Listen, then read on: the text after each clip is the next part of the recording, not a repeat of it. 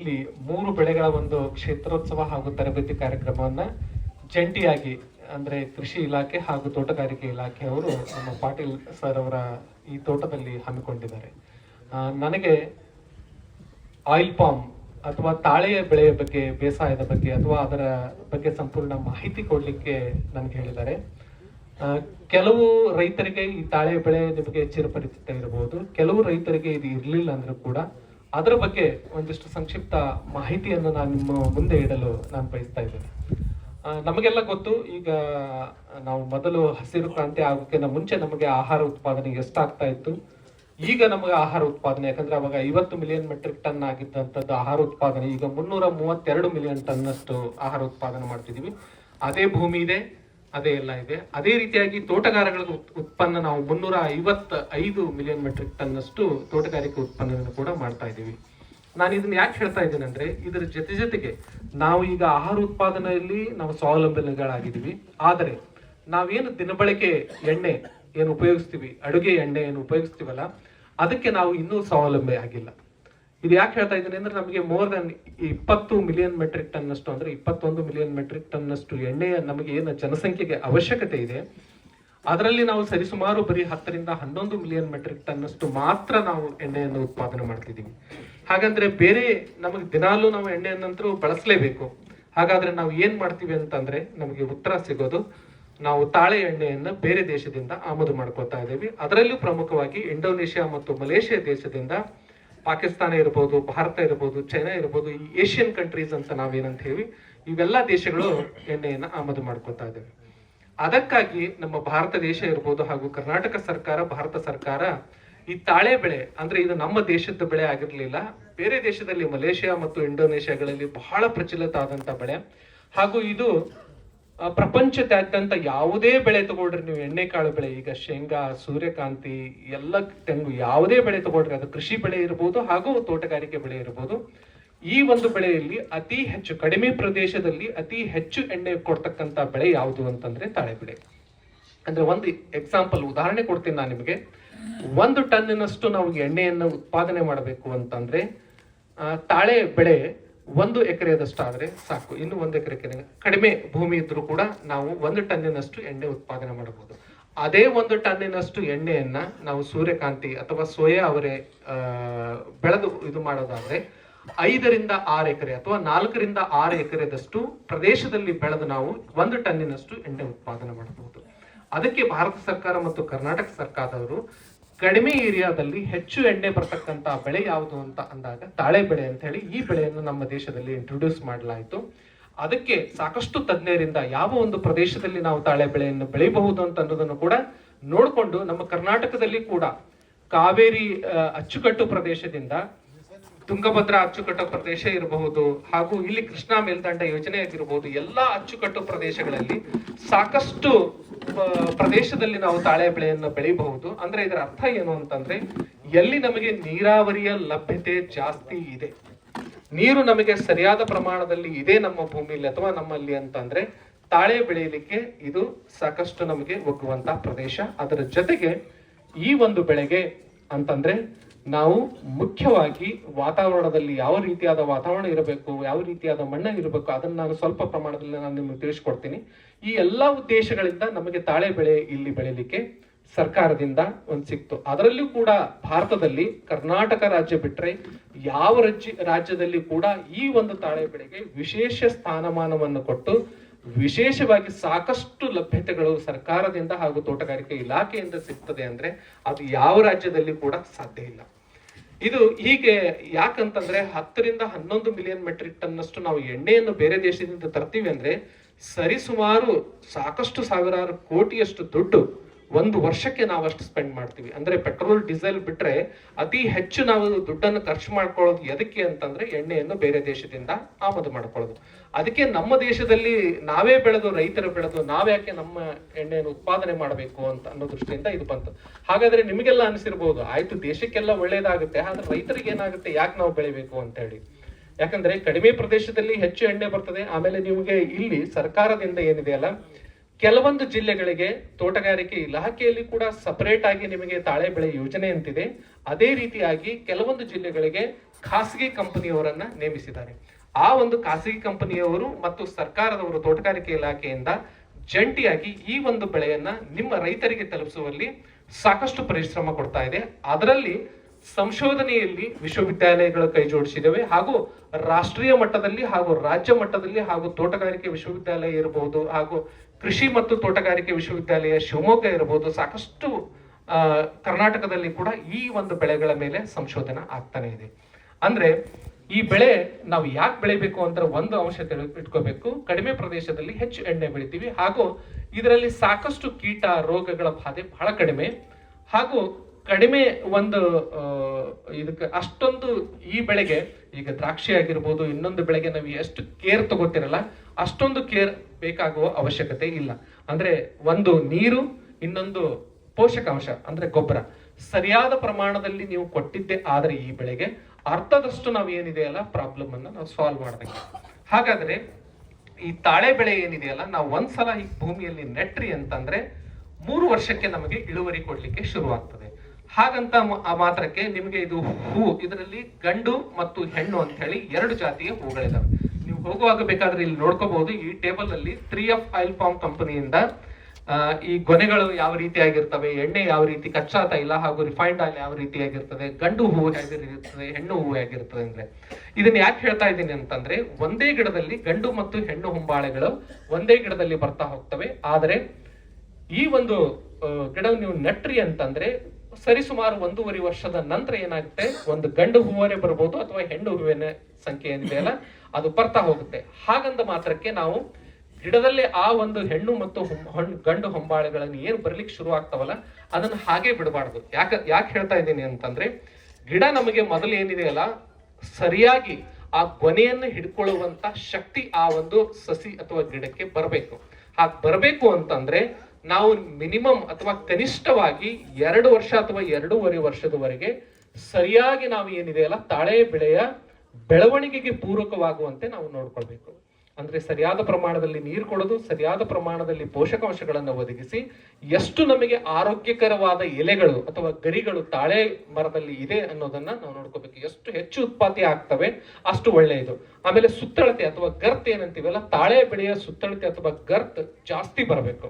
ಹಾಗೇನಾದ್ರೂ ಆಯ್ತು ಅಂತಂದ್ರೆ ಮುಂದೆ ನಮಗೆ ಏನ್ ಗೊನೆಯನ್ನು ಹಿಡ್ಕೊಳ್ಳುವಂತ ಶಕ್ತಿ ಏನ್ ಬರ್ತದೆ ಆ ಬೆಳೆಗೆ, ಅತಿ ದೊಡ್ಡದಂತ ಗೊನೆಗಳು ಅಂದ್ರೆ 30 kg, 40 kg, 50 kg, 100 kg ಅಷ್ಟು ನಾನು ಹಲವಾರು ತಾಳೆ ಬೆಳೆಯ ರೈತರ ಹೊಲದಲ್ಲಿ ನಾನು ನೋಡಿದ್ದೇನೆ. ಈಗ ಬೀರಪ್ಪ ಪೂಜಾರಿ ಅವರ ತೋಟದಲ್ಲಿ ಇರಬಹುದು, ಹಾಗೂ ಸಾಕಷ್ಟು ಇಲ್ಲಿ ನಮ್ಮ ಬಾಗಲಕೋಟೆ ಜಿಲ್ಲೆಗೆ ಅತಿ ಹೆಚ್ಚು ಇಳುವರಿ ತಗೋದಂತ ಸೂರ್ಯವಂಶಿಯವರು ಇರಬಹುದು, ಇವ್ರು ಇರಬಹುದು, ಸಾಕಷ್ಟು ರೈತರ ತೋಟದಲ್ಲಿ ನಾನು ನೋಡಿದ್ದೀನಿ 100 kg 100 kg ಹೆಚ್ಚಿಗೂ ಕೂಡ ಗೊನೆಗಳನ್ನು ಪಡೆಯುವಲ್ಲಿ ಅವರು ಸಫಲರಾಗಿದ್ದಾರೆ. ಅದರ ಅರ್ಥ ಏನು ಅಂತಂದ್ರೆ, ನಾವು 1 ವರ್ಷ ಅಥವಾ 1.5 ವರ್ಷಕ್ಕೆ ನಿಮಗೆ ಹೂ ಅಥವಾ ಗಂಡು ಹೊಂಬಾಳೆ ಅಥವಾ ಹೆಣ್ಣು ಹೊಂಬಾಳೆ ಗಿಡದಲ್ಲಿ ಬರ್ಲಿಕ್ಕೆ ಶುರು ಆಯ್ತಂದ್ರೆ ಅದನ್ನು ನೀವು ಅವಾಗ ಚೂಟಿ ಹಾಕ್ಬೇಕು. ಯಾಕಂದ್ರೆ ಗಿಡದಿಂದ ಏನಾಗುತ್ತೆ, ಆಹಾರ ಉತ್ಪಾದನೆ ಆಗಿದ್ದು ನಿಧಾನವಾಗಿ ಆ ಕಡೆ ಹೋಗ್ತಾ ಇರ್ತದೆ. ಆ ಕಡೆ ಹೋಯ್ತು ಅಂತಂದ್ರೆ ಗಿಡದಲ್ಲಿ ಶಕ್ತಿ ಸ್ವಲ್ಪ ಕಡಿಮೆ ಆಗ್ತದೆ. ನಿಮಗೆ ಗೊನೆ 1 kgನೋ ಅರ್ಧ kgನೋ ಬರ್ತಾ ಹೋಗ್ತದೆ. ಅಂತ ಗೊನೆಗಳನ್ನು ತಗೊಂಡು ನಿಮಗೆ ಉಪಯೋಗ ಆಗೋದಿಲ್ಲ, ಗಿಡನೂ ಕೂಡ ಅದರಲ್ಲಿ ಸದೃಢ ಆಗಿರಂಗಿಲ್ಲ. ಅದಕ್ಕೆ 1.5 ವರ್ಷದಿಂದ 2.5 ವರ್ಷ ಆಗುವವರೆಗೆ 1 ವರ್ಷದ ಕಾಲ ನಿಮಗೆ ಏನೇನು ಗಂಡು ಮತ್ತು ಹೆಣ್ಣು ಹೊಂಬಾಳೆಗಳು ಬರ್ತಾ ಹೋಗ್ತವೆ ಅದನ್ನ ನಿಧಾನವಾಗಿ ನಾವು ಏನ್ ಮಾಡಬೇಕು, ಚಿಕ್ಕದಿದ್ದಾಗೆ ಅದನ್ನ ಚೂಟಿ ಹಾಕ್ಬೇಕು. 2.5 ವರ್ಷದ ಬೆಳೆ ಆಯ್ತು ಅಂತಂದ್ರೆ ಅವಾಗ ನೀವು ಹೂಗಳನ್ನ ಅಲ್ಲೇ ಗಿಡದಲ್ಲೇ ಬಿಡಬೇಕು. ನಿಮಗೆ ನೆಕ್ಸ್ಟ್ 3 ವರ್ಷಕ್ಕೆ ನಿಮಗೆ ಇಳುವರಿ ಕೊಡ್ಲಿಕ್ಕೆ ಸ್ಟಾರ್ಟ್ ಆಗ್ತದೆ ಅಥವಾ ಶುರು ಆಗ್ತದೆ. ನಾನು ಹೇಳಿದೆ 3 ವರ್ಷಕ್ಕೆ ನಿಮಗೆ ತಾಳೆ ಇಳುವರಿ ಕೊಡುತ್ತೆ ಅಂತ ಹೇಳಿ. ಹಾಗಾದ್ರೆ ಮೊದಲನೇ 3 ವರ್ಷದವರೆಗೆ, ಯಾಕಂದ್ರೆ ತಾಳೆ ಸ್ವಲ್ಪ ನಿಧಾನವಾಗಿ ಬೆಳಿತಕ್ಕಂಥದ್ದು, ಯಾಕಂದ್ರೆ ಇದಕ್ಕೆ ನಾವು ಸ್ಪೇಸಿಂಗ್ ಅಥವಾ ಅಂತರ, ಒಂದು ಸಾಲಿನಿಂದ ಇನ್ನೊಂದು ಸಾಲು ಅಥವಾ ಒಂದು ಗಿಡದಿಂದ ಇನ್ನೊಂದು ಗಿಡಕ್ಕೆ ನಾವು 9 ಮೀಟರ್ದಷ್ಟು ಅಂತರ ಕೊಟ್ಟಿರ್ತೀವಿ. ಇದು ಒಂದು ತರ ತ್ರಿಭುಜಾಕಾರದಲ್ಲಿ ಅಥವಾ ಹೆಕ್ಸಾಗೋನಲ್ ಪ್ಲಾಂಟಿಂಗ್ ಮೆಥಡ್ ಅಂತೀವಿ ನಾವು ಇದಕ್ಕೆ. 1 ಎಕರೆ ಭೂಮಿಯಲ್ಲಿ 57 ಸಸಿಗಳು ಕೂಡ್ತವೆ. 1 ಹೆಕ್ಟರ್ ಪ್ರದೇಶದಲ್ಲಿ 143 ಸಸಿಗಳು ಕೊಡ್ತವೆ. ಬರೀ 143 ಸಸಿಗಳು 1 ಹೆಕ್ಟರ್ ಅಂದ್ರೆ 2.5 ಎಕರೆದಲ್ಲಿ 1 ಎಕರೆ ಪ್ರದೇಶದಲ್ಲಿ 57 ಸಸಿಗಳನ್ನ ನಾವು ಕೂಡಿಸಬಹುದು. ತ್ರಿಭುಜಾಕಾರದಲ್ಲಿ ಅಥವಾ ಹೆಕ್ಸಾಗೋನಲ್ ಮೆಥಡ್ ಪ್ಲಾಂಟಿಂಗ್ ಅಂತ ನಾವು ಕರಿತಾ ಹೋಗ್ತೀವಿ. ಹೀಗೆ ನಾವು ಪ್ಲಾಂಟಿಂಗ್ ಮಾಡಿ ನಾವು 1.5 ವರ್ಷದಿಂದ 2.5 ವರ್ಷದೊಳಗೆ ಬರ್ತಕ್ಕಂತ ಹೊಂಬಾಳೆಗಳನ್ನ ಚೂಟಿದ್ವಿ ಅಂತಂದ್ರೆ ಆಮೇಲೆ ನಿಮಗೆ ಸಮೃದ್ಧವಾದಂತ ಸರಿಯಾಗಿ ಗಂಡು ಅಥವಾ ಹೆಣ್ಣು ಹೊಂಬಾಳೆಗಳು ಸರಿಯಾಗಿ ಬಂದು ನಮ್ಮ ಇಳುವರಿ ಏನಾಗ್ತದೆ, ಗೊನೆಗಳು ಸಾಕಷ್ಟು ಪ್ರಮಾಣದಲ್ಲಿ ಆಗ್ತದೆ. ಇದನ್ನ ಬೆಳಿಲಿಕ್ಕೆ ನಮಗೆ ಪೂರಕವಾದ ಪ್ರದೇಶ ಹೇಳಿದೆ ನಾನು, ಅಚ್ಚುಕಟ್ಟ ಪ್ರದೇಶ ಹೇಳಿದೆ. ನೀರಾವರಿ ಎಲ್ಲಿ ಲಭ್ಯತೆ ಅಂದ್ರೆ 12 ತಿಂಗಳು ನಿಮಗೆ ನೀರಿನ ಲಭ್ಯತೆ ಇತ್ತು ಅಂದ್ರೆ ಅಂತ ಪ್ರದೇಶದಲ್ಲಿ ತಾಳೆ ಬೆಳೀರಿ, ಅದು ಯೋಗ್ಯ. ನಿಮಗೆ ಏನಾದ್ರೂ ಬೇಸಿಗೆಯಲ್ಲಿ 1-2 ತಿಂಗಳ 3 ತಿಂಗಳು ನಮಗೆ ತೊಂದರೆ ಇದೆ ನೀರು ಅಂತಂದ್ರೆ ದಯವಿಟ್ಟು ಯಾರು ತಾಳೆ ಬೆಳೆಯನ್ನ ಬೆಳಿಲಿಕ್ಕೆ ಹೋಗ್ಬೇಡಿ. ಯಾಕಂತಂದ್ರೆ ಆ 2 ತಿಂಗಳ 3 ತಿಂಗಳ ಅಥವಾ 1 ತಿಂಗಳ ಸ್ಟ್ರೆಸ್ ಆಯ್ತು ಅಂತಂದ್ರೆ ಅದು ನಮಗೆ ತಾಳೆ ಬೆಳೆಯಲ್ಲಿ ಹೊಂಬಾಳೆಗಳು ಬರ್ಲಿಕ್ಕೆ ತೊಂದರೆಗಳ ಉಂಟು ಮಾಡ್ತವೆ. ಯಾಕಂತಂದ್ರೆ ಬರೀ ಹೆಣ್ಣು ಹೊಂಬಾಳೆಗಳ ಹೆಚ್ಚಿಗೆ ಆಯ್ತು ಅಂತಂದ್ರೆ ಗಂಡು ಹೊಂಬಾಳೆಗಳ ಸಂಖ್ಯೆ ಹೆಚ್ಚಿಗೆ ಆಗ್ತಾ ಹೋಯ್ತು ಅಂತಂದ್ರೆ ಗೊನೆಗಳು ಹೆಚ್ಚಿಗೆ ಆಗೋದಿಲ್ಲ. ಅದಕ್ಕಾಗಿ ನಾವು ಏನ್ ಮಾಡ್ಬೇಕು ಅಂದ್ರೆ ನಾವು ಸೆಕ್ಸ್ ರೇಷಿಯೋ ಅಂತ ಕರಿತೀವಿ. ಹೆಣ್ಣು ಮತ್ತಿಗೆ ಗಂಡಿಗೆ ಜಾಸ್ತಿ ಇರ್ಬೇಕಂದ್ರೆ ನಾನು ಹೇಳಿದೆ, ಇದು ಒಂದು ತಾಳೆ ಮರ ಅಂತ ನಾವು ಒಂದು ಸಸಿಯನ್ನು ತಗೊಂಡ್ರೆ ಹಿಂಗೊಂದು ರೌಂಡ್ ಹೋದ್ರೆ, ಒಂದು ರೌಂಡ್ ಅಲ್ಲಿ ಅಥವಾ ಕ್ಲಾಕ್ ವೈಸ್ ಗಡಿಯಾರ ತಿರುಗೋ ಕ್ಲಾಕ್ ವೈಸ್ ಇರ್ಬೋದು, ಆಂಟಿ ಕ್ಲಾಕ್ ವೈಸ್ ಹೋದ್ರೆ 8 ಗರಿಗಳು ಅಥವಾ 8 ಎಲೆಗಳು ಉತ್ಪತ್ತಿ ಆಗ್ತವೆ. ಒಂದು ರೌಂಡಿಗೆ ಹೇಳ್ತಾ ಇದ್ದೇನೆ ನಾನು, 8 ಗರಿಗಳು ಉತ್ಪಾದನೆ ಆಗ್ತವೆ. ಅದು ಒಂದು ಗರಿ ನಿಮಗೆ ಗಂಡು ಹೂ ಕೊಡ್ತು ಅಂತಂದ್ರೆ ಆ 8 ಗರಿ ಅಥವಾ ಎಲೆ ಗಂಡು ಹೂನೇ ಕೊಡುತ್ತೆ. ಒಂದು ಗಂಡು ಅದರ ಪಕ್ಕದಲ್ಲಿ ಹೆಣ್ಣು ಎಂದೂ ಬರೋದಿಲ್ಲ. ಒಂದು ಗಂಡು ಹುಟ್ಟು ಅಂತಂದ್ರೆ ಆ 8 ಗರಿಗಳು ಏನಿದೆ ಗಂಡು ಬರ್ತದೆ. ಮತ್ತೆ ನೆಕ್ಸ್ಟ್ ಏನ್ ಗರಿಗಳ ಹೊಸ ಗರಿಗಳೇನು ಬರ್ತಾವಲ್ಲ ಅದು ಮತ್ತೆ ಒಂದು ಗಂಡು ಬಂತು ಅಂದ್ರೆ ಅವೆಲ್ಲ ಮತ್ತೆ ಗಂಡು ಬರ್ತವೆ. ನಾವು ಅದಕ್ಕೆ ಏನ್ ಮಾಡ್ತೀವಿ, ನೀರಿನ ಸರಿಯಾದ ಪ್ರಮಾಣದಲ್ಲಿ ನೀರು ಕೊಟ್ಟಿದ್ದೆ ಆದ್ರೆ ಹಾಗೂ ಪೋಷಕಾಂಶಗಳನ್ನು ಸರಿಯಾಗಿ ಕೊಟ್ಟಿದ್ದೆ ಆದ್ರೆ ನಮ್ಮ ಭೂಮಿಯ ಕಸವನ್ನು ಹೆಚ್ಚಿಗೆ ಮಾಡಿದ್ರೆ, ಯಾಕಂದ್ರೆ ಸಾವಯವ ಪದಾರ್ಥದ ಬಳಕೆ ಮಾಡಿದ್ದೆ ಆದಲ್ಲಿ ನಮಗೆ ಹೆಣ್ಣು ಹೂವಿನ ಸಂಖ್ಯೆ ಹೆಚ್ಚಿಗೆ ಆಗುತ್ತೆ, ಗಂಡು ಹೂವಿನ ಸಂಖ್ಯೆ ಕಡಿಮೆ ಆಗುತ್ತೆ. ಹಾಗೆ ಮಾಡೋದು ನಮ್ಮೆಲ್ಲರದು ಫಸ್ಟ್ ನಾವು ನೋಡ್ಕೋಬೇಕಾಗಿರೋದೇ ಅದು. ಅದಕ್ಕೆ ಈ ರೀತಿಯಾಗಿ ನಾವು ಎಚ್ಚರಿಕೆಯನ್ನು ತಗೊಂಡು ಅಥವಾ ಈ ಒಂದು ಪ್ರದೇಶದಲ್ಲಿ ನಮಗೆ ಈ ತಾಳೆ ಬೆಳೆಗೆ ಒಂದು 5 ಗಂಟೆಗಿಂತ ಹೆಚ್ಚಿಗೆ ಸೂರ್ಯನ ಪ್ರಕಾಶ ಬೇಕಾಗುತ್ತದೆ. ನಮ್ಮ ಎಲ್ಲಾ ಪ್ರದೇಶಗಳಲ್ಲಿ ಅದಕ್ಕೆ ಏನು ಕೊರತೆ ಇಲ್ಲ. ಹಾಗೂ ನೀರಿನ ಸೌಲಭ್ಯ ಬೇಕಾಗುತ್ತದೆ, ವರ್ಷ ಪೂರ್ತಿ ನೀರಿನ ಸೌಲಭ್ಯತೆ. ಗಿಡಕ್ಕೆ ಕನಿಷ್ಠ 100 ರಿಂದ 150 ಲೀಟರ್ದಷ್ಟು ಒಂದು ಗಿಡಕ್ಕೆ ನೀರು ಬೇಕು. ಬರೀ 57 ಗಿಡ ಇರ್ತಾವ ಒಂದ್ ಎಕರೆಗೆ. ನಾವು 100 ಲೀಟರ್ ನೀರು ಬೇಕಂತ ಯಾರು ಗಾಬರಿ ಆಗ್ಬೇಡಿ. ಯಾಕಂದ್ರೆ 57 ಗಿಡ ಒಂದ್ ಎಕರೆದಲ್ಲಿ ಇರ್ತವೆ, 143 ಗಿಡ 2.5 ಎಕರೆದಲ್ಲಿ ಇರ್ತವೆ. ಒಂದು ಗಿಡಕ್ಕೆ 100 ರಿಂದ 150 ಲೀಟರ್ ಬೇಕು. ಅದು ಬೇಸಿಗೆಯಲ್ಲಿ ಸ್ವಲ್ಪ ಹೆಚ್ಚಿನ ನೀರಿನ ಅವಶ್ಯಕತೆ ಇರ್ತದೆ. ಯಾಕೆ ಅಂತಂದ್ರೆ ಇದು 15-20 ದಿವಸಕ್ಕೊಮ್ಮೆ ಹೊಸ ಎಲಿ ಕೊಡುವಂತ ಗಿಡ. ನೀವು ಒಂದು ವರ್ಷಕ್ಕೆ ತಗೊಂಡ್ರೆ 20 ರಿಂದ 24 ಅಥವಾ 25 ಹೊಸ ಗರಿಗಳ ಎಲಿ ಬರ್ತಿರ್ತವೆ. ಅಷ್ಟು ನಂಬರ್ ಸಂಖ್ಯೆ ಹೆಚ್ಚಿಗೆ ಬರಬೇಕು ಅಂದ್ರೆ ನೀವು ಒಂದು ಗರಿ ಕಟ್ ಮಾಡಿ ನೋಡ್ರಿ, ಎಷ್ಟೊಂದು ತೂಕ ಇರ್ತದೆ. ಅಷ್ಟು ಒಂದು ಸಾವಯವ ಪದಾರ್ಥ ಅದು ಬೆಳವಣಿಗೆ ಆಗ್ಬೇಕಂದ್ರೆ ಅದಕ್ಕೆ ನೀರು ಮತ್ತು ಪೋಷಕಾಂಶದ ಅವಶ್ಯಕತೆ ಇದೆ. ಅದಕ್ಕೆ ಈ ಬೆಳೆಗೆ ಏನಿದೆಯಲ್ಲ, ನೀರು ಮತ್ತು ಪೋಷಕಾಂಶದ ಮ್ಯಾನೇಜ್ಮೆಂಟ್ ಅಂತ ಏನಂತೀವಿ, ವ್ಯವಸ್ಥೆ ನಾವು ಸರಿಯಾದ ಪ್ರಮಾಣದಲ್ಲಿ ಮಾಡಬೇಕು. ಈಗ ಸೂರ್ಯನ ಕಿರಣನ ಅವಶ್ಯಕತೆ ಹೇಳಿದೆ. ಹಾಗೂ ಇದನ್ನು ಎಲ್ಲಾ ಮಣ್ಣಿನಲ್ಲಿ ನಾವು ಬೆಳಿಬಹುದು. ಆದರೆ ಕೆಂಪು ಮಣ್ಣಿನಲ್ಲಿ ಏನಿದೆಯಲ್ಲ ಇಳುವರಿ ಸ್ವಲ್ಪ ಜಾಸ್ತಿ ಬರ್ತದೆ. ಕಪ್ಪು ಮಣ್ಣು ಅಥವಾ ಜವಳು ಮಣ್ಣಿನಲ್ಲಿ ಸ್ವಲ್ಪ ಪ್ರಮಾಣದಲ್ಲಿ ನಮಗೆ ಇಳುವರಿ ಕಡಿಮೆ ಆಗುತ್ತೆ. ಇಲ್ಲಿ ಈಗ ನೀರು ಬಸದು ಹೋಗ್ಲಿಕ್ಕೆ ಯಾವ ರೀತಿ ಮಾಡಿದ್ದಾರೆ ಅಥವಾ ಮಣ್ಣು ಜವಳ ಆಗ್ಲಿಕ್ಕೆ ಏನು ಕಾರಣ ಇದೆ, ಅದನ್ನ ಹೇಗೆ ನಿವಾರಣೆ ಮಾಡಬೇಕು ಅನ್ನೋದನ್ನ ನೀವೇನಾದ್ರೂ ಮಾಡಿದ್ದೆ ಆದ್ರೆ ನಮಗೆ ಕೆಂಪು ಮಣ್ಣಲ್ಲಿ ಏನು ನಾವು ಇಳುವರಿ ತಗೋತೀವಲ್ಲ ಅದರ ಹತ್ರ ಇಳುವರಿ ನಾವು ತಗೋಬಹುದು. ಅಥವಾ ಇಲ್ಲಿ ಅತಿ ಹೆಚ್ಚು ನಾವು ನೀರು ಬಿಟ್ಟಾಗ ಜವಳೆ ಜಾಸ್ತಿ ಆಯ್ತದೆ. ಯಾಕಂದ್ರೆ ಇದನ್ನ ನಾನು ಯಾಕೆ ಹೇಳ್ತಾ ಇದ್ದೀನಿ ಅಂದ್ರೆ, ಈಗ ನಾವು ಇಂಡೋನೇಷಿಯಾ ಮಲೇಷ್ಯಾಕ್ಕೆ ಹೋದ್ರೆ ಅಲ್ಲಿ ವರ್ಷದಲ್ಲಿ 8-9 ತಿಂಗಳು ಮಳೆ ಅವಾಗ ಆಗ್ತಾನೆ ಇರ್ತದೆ. ಅಲ್ಲಿ ನೋಡಿದ್ರೆ ನಾವು ಜಾಸ್ತಿ ಅವ್ರ ನೀರಾವರಿಗೆ ತೊಂದರೆನೆ ತಗೊಳ್ಳೋದಿಲ್ಲ.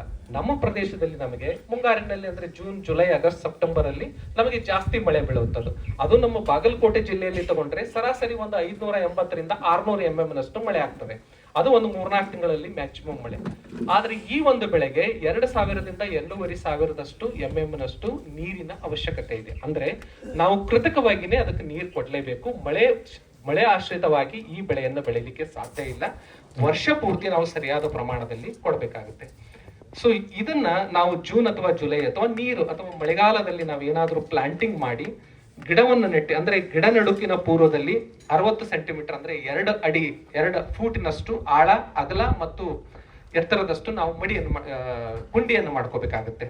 ಆ ಗುಂಡಿಯನ್ನು ಸ್ವಲ್ಪ ದಿನ ಹಾಗೆ ಆರ್ಲಿಕ್ಕೆ ಬಿಟ್ಟು ಆಮೇಲೆ ಅದರಲ್ಲಿ ಸ್ವಲ್ಪ ಫೋರೇಟ್ ಅಥವಾ ಯಾವುದೇ ಒಂದು ಕೀಟಗಳು ಅಥವಾ ನೆಲದಲ್ಲಿ ಬರ್ತಕ್ಕಂತ ಏನದಲ್ಲ ರೋಗಾಣುಗಳು ಬರಲಾರ್ದಂಗೆ ಹಾಗೂ ರಾಕ್ ಫಾಸ್ಫೇಟ್ ಅಥವಾ ಫಾಸ್ಫರಸ್ ಬಳಕೆಯನ್ನು ಮಾಡಿಕೊಂಡು ಕೆಳಗಡೆ ಹಾಕೊಂಡು ಹಾಗೂ ಸಾವಯವ ಪದಾರ್ಥಗಳನ್ನು ಕೆಳಗಡೆ ಹಾಕೊಂಡು ನಾವು ಭೂಮಿಯಲ್ಲಿ ಆಳವಾಗಿ ಆ ಸಸಿಯನ್ನು ಇಡದೆ ಮೇಲೆ 25 ರಿಂದ 30 ಸೆಂಟಿಮೀಟರ್ದಲ್ಲಿ ಅಷ್ಟೇ ನಾವು ಸಸಿಯನ್ನ ಆ ಪ್ಲಾಸ್ಟಿಕ್ ಕವರ್ ಏನಿರ್ತದಲ್ಲ ಸಸಿಗೆ ಅದನ್ನ ಕಟ್ ಮಾಡಿ ಇಡಬೇಕು.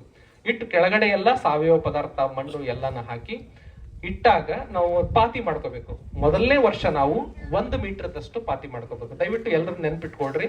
ಯಾಕೆ ಹೇಳ್ತಾ ಇದ್ದೀನಿ ಅಂತಂದ್ರೆ, ತಾಳೆ ಬೆಳೆಯ ಕ್ರಿಯಾಶೀಲ ಬೇರುಗಳು ಮೊದಲನೇ ವರ್ಷಕ್ಕೆ ಆ ಗಿಡದ ಬಡ್ಡಿಯಿಂದ 1 ಮೀಟರ್ನಷ್ಟು ವೃತ್ತಾಕಾರದಲ್ಲಿ ಸ್ಪ್ರೆಡ್ ಆಗ್ತಾ ಹೋಗ್ತವೆ.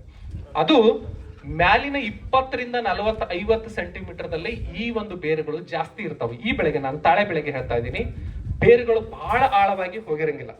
ಬೇರುಗಳು ಯಾವಾಗಲೂ ಮೇಲಿನ 20 ಸೆಂಟಿಮೀಟರ್ದಿಂದ 50 ಸೆಂಟಿಮೀಟರ್ ಇರ್ತವೆ. ಹಾಗೂ ಮೊದಲನೇ ವರ್ಷಕ್ಕೆ ಗಿಡದ ಬಡ್ಡಿಯಿಂದ 1 ಮೀಟರ್ದಷ್ಟು ವೃತ್ತಾಕಾರದಲ್ಲಿ ಬೇರುಗಳು ಹೋಗ್ತವೆ. ಆ 1 ಮೀಟರ್ ಪಾತಿಯನ್ನ ಬಿಟ್ಟು ನಾವು ಬೇರೆ ಬೆಳೆ, ಇಂಟರ್ ಕ್ರಾಪ್ಸ್ ಅಥವಾ ಮಧ್ಯಂತರ ಬೆಳೆ, ಅಂತರ ಬೆಳೆಯನ್ನ ಬೆಳಿಬೇಕು. ಆ ಗಿಡದ ಸಮೀಪ ನಾವು ಯಾವಾಗಲೂ ಬರಬಾರದು, ಉಳುಮೆ ಮಾಡಬಾರ್ದು. ಯಾಕಂದ್ರೆ ಒಂದು ವೇಳೆ ನಾವು ಗಿಡದ ಸಮೀಪ ಉಳುಮೆ ಮಾಡಿದ್ವಿ ಅಂದ್ರೆ ಬೇರುಗಳು ಮ್ಯಾಲೆ ಇರೋದ್ರಿಂದ ಬೇರುಗಳು ಕಟ್ ಆಗ್ತವೆ, ಹರಿತವೆ. ಅವಾಗ ಮತ್ತೆ ಅದರ ಕ್ರಿಯೆ ಶುರು ಮಾಡಬೇಕಾದ್ರೆ 5-6 ತಿಂಗಳು ನಮ್ಮ ಬೆಳೆಗೆ ಹಿಂದೆ ಹಾಕ್ದಂಗೆ. ನೀವು ಒಂದ್ಸಲ ನೀವು ಉಳುಮೆ ಮಾಡಿದ್ರಿ, ಬೇರ್ ಕಟ್ ಮಾಡಿದ್ರಿ ಅಂದ್ರೆ ನೀವು 2 ವರ್ಷದ ಬೆಳೆ ಇದ್ರು ಕೂಡ ಅದು 1.5 ವರ್ಷದ ಬೆಳೆ ಅಂತ ಅರ್ಥ. ಇದರಿಂದ ನಿಮ್ಗೆ ಅರ್ಥ ಆಯ್ತು ಅಂತ ಅನ್ಕೊಂತೀನಿ. ಅದಕ್ಕೆ ತಾಳೆ ಬೆಳೆಯಲ್ಲಿ ಗಿಡದ ಪಾತಿ ಅಥವಾ ಹತ್ತಿರದಲ್ಲಿ ಬೇರೆ ಏನಿರ್ತದಲ್ಲ, ಕ್ರಿಯಾಶೀಲ ಬೇರೆ ಇರೋದರಲ್ಲಿ ಯಾವುದೇ ಕಾರಣಕ್ಕೂ ಕೂಡ ಬೇರೆ ಹರಿಬಾರ್ದು ಅಥವಾ ಬೇರಿನಲ್ಲಿ ನಾವು ಉಳುಮೆಯನ್ನ ಅಥವಾ ಬೇಸಾಯವನ್ನ ಮಾಡಬಾರ್ದು. ಇನ್ನೂ ಕೆಲವೊಂದು ಅಂಶ ಏನಂದ್ರೆ, ನಾವು ಪಾತಿಯನ್ನು ಮಾಡಿ ಇಮಿಡಿಯೇಟ್ಲಿ ನಾವು ನೀರು ಕೊಡ್ಲಿಕ್ಕೆ ಶುರು ಮಾಡಬೇಕು. ನೀವು ಹರಿ ನೀರಾದ್ರೂ ಕೊಡಬಹುದು, ಅಥವಾ ಮೊದಲು ಸ್ವಲ್ಪ ಮೈಕ್ರೋ ಜೆಟ್ ಅಥವಾ ಡ್ರಿಪ್ ಇರಿಗೇಷನ್ ಕೊಡಬೇಕು. ಇದರಲ್ಲಿ ಹನಿ ನೀರಾವರಿ ಮಾಡಿದ್ರೆ ಅತಿ ಹೆಚ್ಚು ಇಳುವರಿ ಅಂತ ಹೇಳಿ ನಮ್ಮ ಸಂಶೋಧನೆ ಮುಖಾಂತರ ರಾಷ್ಟ್ರ ಮಟ್ಟದಲ್ಲಿ ಆಗಿರ್ಬೋದು, ರಾಜ್ಯ ಮಟ್ಟದಲ್ಲೂ ಹಾಗೂ ವಿಶ್ವವಿದ್ಯಾಲಯದಲ್ಲಿ ಕೂಡ ಸಂಶೋಧನೆ ಮಾಡಿದ ಹನಿ ನೀರಾವರಿಯಿಂದ ಸಾಕಷ್ಟು ಇದಕ್ಕೆ ಒಳ್ಳೆಯದಾಗಿದೆ. ಅದರಲ್ಲಿಯೂ ಕೂಡ ರಸಾವರಿ ಪದ್ಧತಿ ಮಾಡೋದ್ರಿಂದ, ಅಂದ್ರೆ ಪೋಷಕಾಂಶನೂ ಕೂಡ ಹನಿ ನೀರಾವರಿಯಲ್ಲಿ ಕೊಡೋದ್ರಿಂದ ಸಾಕಷ್ಟು ಪ್ರಮಾಣದಲ್ಲಿ ನೀರಿನ ಒಂದು ಉಳಿತಾಯ ಹಾಗೂ ಪೋಷಕಾಂಶಗಳ ಸದ್ಬಳಕೆ ಜಾಸ್ತಿ ಆಗಿದೆ ಅಂತ ಹೇಳಿ ಸಂಶೋಧನೆಯಿಂದ ದೃಢಪಟ್ಟಿದೆ. ಹೀಗೆ ನಾವು ಪಾತಿಯನ್ನು ಮಾಡಿ ಈಗ 1 ವರ್ಷ ಆಯ್ತು, ನಮ್ಮ ಬೆಳೆ 2 ವರ್ಷಕ್ಕೆ ಹೋಯ್ತು ಅಂತಂದ್ರೆ ಆ ಪಾತಿಯನ್ನ 1 ಮೀಟರ್ ಇದ್ದಿದ್ದನ್ನ 2 ಮೀಟರ್ದಷ್ಟು ಮಾಡ್ಕೋಬೇಕು ಸುತ್ತಳತೆ. 3ನೇ ವರ್ಷಕ್ಕೆ ಹೋಯ್ತು ಅಂತಂದ್ರೆ 3 ಮೀಟರ್ದಷ್ಟು ಮಾಡ್ಕೋಬೇಕು. ಇದು ಫೈನಲ್ 3 ವರ್ಷ. ಮತ್ತು ಅದು ನೀವು ಬೆಳೆ 40 ವರ್ಷ ಇರಲಿ ನಿಮ್ಮ ತೋಟದಲ್ಲಿ, 3 ಮೀಟರ್ದಷ್ಟು ಅದು ಫೈನಲ್. ಯಾಕಂದ್ರೆ ಆ ಬೇರುಗಳು, ಕ್ರಿಯಾಶೀಲ ಬೇರುಗಳು 2.5 ಮೀಟರ್ದಷ್ಟು ಅಥವಾ ಮ್ಯಾಕ್ಸಿಮಮ್ ಆಗಿ 3 ಮೀಟರ್ದಷ್ಟು ಬಡ್ಡಿಯಿಂದ ಹೋಗುವ ಎಲ್ಲಾ ಲಕ್ಷಣಗಳಿದಾವೆ. ಅದಕ್ಕೆ ನೀವು 3 ಮೀಟರ್ದಷ್ಟು ಪಾತಿ ಮಾಡ್ಕೋಬೇಕು. ಯಾವಾಗ? 3 ವರ್ಷ ಮತ್ತು 3 ವರ್ಷದ ನಂತರದ ಬೆಳೆಗೆ ಆ ಒಂದು ಪ್ರದೇಶದಲ್ಲಿ ನೀರು ಕೊಡಬೇಕು. ಆ ಒಂದು ಪಾತಿಯಲ್ಲಿ ನಾವು ಯಾವುದೇ ಕಾರಣಕ್ಕೂ ಕೂಡ ಉಳುಮೆಯನ್ನ ಅಥವಾ ಯಾವುದೇ ಈಗ ಪವರ್ ಟಿಲ್ಲರ್ ಇಂದ ಇರಬಹುದು ಅಥವಾ ಡೀಪ್ ಆಗಿ ಉಳುಮೆ ಮಾಡೋದನ್ನ ಮಾಡಬಾರ್ದು. ಆ ಪ್ರದೇಶ ಬಿಟ್ಟು ನೀವು 1ನೇ ವರ್ಷಕ್ಕೆ 1 ಮೀಟರ್ದಷ್ಟು ಬಿಟ್ಕೊಂಡು ಇಂಟರ್ ಕ್ರಾಪ್ಸ್, ಮಧ್ಯಂತರ ಬೆಳೆ, ಇವ್ರು ಹೆಂಗೆ ಕಡಲೆ ಬೆಳೆ ತಗೊಂಡ್ರೆ ಯಾವುದೇ ಒಂದು ಬೆಳೆಯನ್ನು ತಗೋಬಹುದು. ಆದ್ರೆ ಬೆಳೆ ತಗೊಳ್ಳುವಲ್ಲಿ ನಾವು ಆಯ್ಕೆ ಮಾಡ್ಕೊಳ್ಳುವಲ್ಲಿ ಏನು ಒಂದು ಜಾಗರೂಕತೆ ವಹಿಸ್ಬೇಕಂದ್ರೆ, ಯಾವುದೇ ಕಾರಣಕ್ಕೆ ನಿಮ್ಮ ಮಧ್ಯಂತರ ಬೆಳೆ ಅಥವಾ ಮಧ್ಯ ಬೆಳೆ ಅಥವಾ ಅಂತರ ಬೆಳೆ ನಿಮ್ಮ ತಾಳೆ ಬೆಳೆ ಮೇಲೆ ನೆರಳು ಬೀಳಬಾರ್ದು. ಅದನ್ನ ಒಂದು ನೋಡ್ಕೋಬೇಕು. ಎತ್ತರವಾದಂತ ಬೆಳೆ ಹಾಕಿದ್ರಿ ಅಂತಂದ್ರೆ ತಾಳೆ ಬೆಳೆಗೆ ಎಫೆಕ್ಟ್ ಆಗುತ್ತೆ. ನಾನು ಮೊದಲೇ ಹೇಳಿದೆ, ದಿನಕ್ಕೆ ಏನಿಲ್ಲ ಅಂದ್ರೂ ಕನಿಷ್ಠವಾಗಿ 5 ತಾಸು ಸೂರ್ಯನ ಪ್ರಕಾಶ ತಾಳೆ ಬೆಳೆಗೆ ಬೇಕು. ಅದಕ್ಕೆ ನೀವೇನಾದ್ರೂ ಎತ್ತರವಾದಂತ ಬೆಳೆ ಮಧ್ಯದಲ್ಲಿ ಬೆಳೆದ್ರಿ ಅಂತಂದ್ರೆ ಅದರ ನೆರಳು ಬೀಳ್ತಿತ್ತು ಅಂತಂದ್ರೆ ತಾಳೆ ಬೆಳೆಗೆ ಅದು ಕುಂಠಿತ. ಹಾಗೆ ಮಾಡಬೇಡಿ. ಆದಷ್ಟು ತಾಳೆ ಬೆಳೆ, ಯಾಕಂದ್ರೆ ನಾವು ತಾಳೆ ಬೆಳೆ ಹಚ್ಚೋದೇ 1 ವರ್ಷದ ಮ್ಯಾಲಿನ ಸಸಿ, ಅದು ಆಲ್ರೆಡಿ 1 ಮೀಟರ್ದಷ್ಟು ಎತ್ತರ ಬಂದಿರ್ತೈತಿ. ಇನ್ನೇನು ಬೆಳೆಗಳು 1 ಮೀಟರ್ ಅಥವಾ 1.5 ಅಥವಾ 2 ಮೀಟರ್ ಹೋಗುವಂತ ಬೆಳೆಗಳನ್ನ ಬಿಟ್ಟು ಕಡಿಮೆ ಎತ್ತರ ಬರತಕ್ಕಂತ ಯಾವುದೇ ಬೆಳೆ, ತರಕಾರಿ ಇರಬಹುದು, ಕೃಷಿ ಬೆಳೆ ಇರಬಹುದು, ಯಾವುದೇ ಬೆಳೆಯನ್ನ ನೀವು ಮಧ್ಯಂತರ ಬೆಳೆಯನ್ನಾಗಿ ಬೆಳಿಬೇಕು. ಆದ್ರೆ ಮೊದಲು 1 ಮೀಟರ್ದಷ್ಟು ಪಾತಿಯನ್ನ ಬಿಟ್ಟು ನೀವು ಬೇರೆ ಪ್ರದೇಶದಲ್ಲಿ ಬೆಳಿಬಹುದು. ಇನ್ನು 2ನೇ ವರ್ಷಕ್ಕೆ ಬಂದ್ರೆ ನೀವು ಬೆಳೆಯುವಂತ ಇಂಟರ್ ಕ್ರಾಪ್ಸ್ ಬೆಳೆಯುವಂತ ಏರಿಯಾ ಮತ್ತೆ ಕಡಿಮೆ ಆಗ್ತದೆ, ಕುಗ್ತದೆ. ಯಾಕೆ ಅಂತಂದ್ರೆ ನಾವು ಪಾತಿ ಹೆಚ್ಚಿಗೆ ಬಿಡಬೇಕಾಗುತ್ತೆ, ಬೇರುಗಳು ಹೆಚ್ಚಿಗೆ ಸ್ಪ್ರೆಡ್ ಆಗುತ್ತೆ. ಅವಾಗ ಸ್ವಲ್ಪ ಪ್ರಮಾಣದಲ್ಲಿ 3ನೇ ವರ್ಷಕ್ಕೆ ಇನ್ನೂ ಸ್ವಲ್ಪ. 3ನೇ ವರ್ಷದ ನಂತರ ಯಾವುದೇ ಮಧ್ಯಂತರ ಬೆಳೆ ದಯವಿಟ್ಟು ತಾಳೆ ಬೆಳೆಯಲ್ಲಿ ತಗೊಂಡ್ರಿ ಅಂತಂದ್ರೆ ನಿಮ್ಮ ಬೆಳೆಗೆ ಇಫೆಕ್ಟ್ ಆಗುತ್ತೆ. ಮೊದಲು 3 ವರ್ಷ ನೀವು ತಾಳೆ ಬೆಳೆಯಲ್ಲಿ ಮಧ್ಯಂತರ ಬೆಳೆ ತಗೊಂಡ್ರಿ, 3 ವರ್ಷದಿಂದ ನಿಮಗೆ ಇಳುವರಿ ಶುರು ಆಗ್ತದೆ. ನಿಮಗೆ ಮೊದಲು ಸ್ವಲ್ಪ ಕಡಿಮೆ ಇಳುವರಿಯಿಂದ ಶುರು ಆಗ್ತದೆ. ಒಂದು 6 ವರ್ಷ 7 ವರ್ಷ ಆಯ್ತು ಅಂತಂದ್ರೆ ಇಲ್ಲಿ ಸ್ಟೆಬಿಲೈಸ್ ಆಗುತ್ತೆ. ಅತಿ ಹೆಚ್ಚು ಇಳುವರಿ ಕೊಡ್ಲಿಕ್ಕೆ ನಮ್ಮ ಇದು ಬೆಳೆಗಳು ಏನಾಗ್ತವೆ, ಸಿದ್ಧ ಆಗ್ತಾ ಹೋಗ್ತವೆ.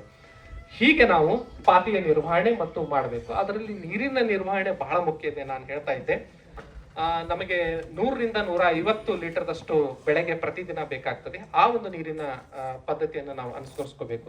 ಇದ್ರ ಜೊತೆಗೆ ನಮಗೆ ಪೋಷಕಾಂಶಗಳು ಅಂತಂದ್ರೆ ಸಾರಜನಕ ಇರಬಹುದು, ರಂಜಕ, ಪೊಟ್ಯಾಶ್ ಮತ್ತು ಮ್ಯಾಗ್ನೇಷಿಯಂ ಸಲ್ಫೇಟ್ ಮತ್ತು ಬೋರಾನ್, ಇವು 5 ನ್ಯೂಟ್ರಿಯೆಂಟ್ಸ್ ಅನ್ನ ಇದು ಸರಿಯಾದ ಪ್ರಮಾಣದಲ್ಲಿ ಕೊಡಬೇಕು. ಮೊದಲನೇ ವರ್ಷದ ಬೆಳೆಗೆ 400 ಗ್ರಾಮು ಸಾರಜನಕ, 200 ಗ್ರಾಂ ರಂಜಕ, 400 ಗ್ರಾಂ ಪೊಟ್ಯಾಷ್, ಅದರ ಜೊತೆಗೆ 125 ಗ್ರಾಂ ಮ್ಯಾಗ್ನೇಷಿಯಂ ಸಲ್ಫೇಟ್ ಮತ್ತು 25 ಗ್ರಾಂ ಬೋರಾನ್. ಇದು 2ನೇ ವರ್ಷಕ್ಕೆ ಇದರ ಡಬಲ್ ಮಾಡ್ಕೋಬೇಕು. 3ನೇ ವರ್ಷಕ್ಕೆ ಮತ್ತು ನಂತರದ ಬೆಳೆಗೆ ಫೈನಲ್ ಏನು ಅಂತಂದ್ರೆ 1200 ಗ್ರಾಂ ಸಾರಜನಕ, 600 ಗ್ರಾಂ ರಂಜಕ, 1200 ಗ್ರಾಂ ಪೊಟ್ಯಾಷ್. ಅಂದ್ರೆ 1 kg 200 ಗ್ರಾಂ ಸಾರಜನಕ ಪೊಟ್ಯಾಷ್, 600 ಗ್ರಾಂನಷ್ಟು ಫಾಸ್ಫರಸ್, 500 ಗ್ರಾಂನಷ್ಟು ಮ್ಯಾಗ್ನೇಷಿಯಂ ಸಲ್ಫೇಟ್ ಅಂದ್ರೆ ಅರ್ಧ kg ಮ್ಯಾಗ್ನೇಷಿಯಂ ಸಲ್ಫೇಟ್, 100 ಗ್ರಾಂನಷ್ಟು ಬೋರಾನ್ ಒಂದು ಗಿಡಕ್ಕೆ 1 ವರ್ಷಕ್ಕೆ ನಾನು ಹೇಳ್ತಾ ಇದ್ದೇನೆ. ಇದನ್ನ ಏನಿದೆ ಅಲ್ಲ ಗೊಬ್ಬರ ಎಷ್ಟು ಭಾಗ ಮಾಡಿ ಕೊಡ್ತಿರಲ್ಲ ಅಷ್ಟು ಬೆಳೆಗೆ ಒಳ್ಳೆಯದು. ನೀವು ಬರೀ 1 ಸಲ 2 ಸಲ ಹಾಕಿದ್ರೆ ಏನಾಗುತ್ತೆ, ಪೋಷಕಾಂಶ ಜಾಸ್ತಿ ವೇಸ್ಟ್ ಆಗೋದು, ಪೋಲ್ ಆಗೋದನ್ನ ಜಾಸ್ತಿ ಆಗುತ್ತೆ. ಅದಕ್ಕೆ ನೀವು 2 ತಿಂಗಳಿಗೊಮ್ಮೆ ಅಥವಾ ತಿಂಗಳಿಗೊಮ್ಮೆ ಎಷ್ಟು ನೀವು ಸ್ಪ್ಲಿಟ್ ಆಗಿ ಅದೇ 1200 ಗ್ರಾಮನ್ನೇ ನೀವು 6 ಭಾಗಗಳನ್ನಾಗಿ ಮಾಡಿ 200 ಕೊಡ್ತಾ ಹೋದ್ರೆ ನಿಮ್ಮ ಇಳುವರಿಯಲ್ಲಿ ಹೆಚ್ಚಿಗೆ ಆಗ್ತಾ ಹೋಗ್ತದೆ. ಯಾಕಂದ್ರೆ ಯಾವ ಸಮಯದಲ್ಲಿ, ಯಾವ ಸಂದಿಗ್ಧ ಸಮಯದಲ್ಲಿ, ಯಾವ ಸ್ಟೇಜ್ ಅಲ್ಲಿ ಬೆಳೆಗೆ ಬೇಕೋ ಆ ಎಲ್ಲಾ ಸ್ಟೇಜಿಗೆ ಕೂಡ ಪೋಷಕಾಂಶಗಳನ್ನು ಕೂಡ ನಾವು ಸರಿಯಾದ ಪ್ರಮಾಣದಲ್ಲಿ ಕೊಡಬಹುದು. ಇದು ಪೋಷಕಾಂಶಗಳ ಸಂಕ್ಷಿಪ್ತ ನಿರ್ವಹಣೆ ತಾಳೆ ಬೆಳೆಯಲ್ಲಿ ಹೇಗೆ ಮಾಡಬೇಕು ಅಂತೇಳಿ.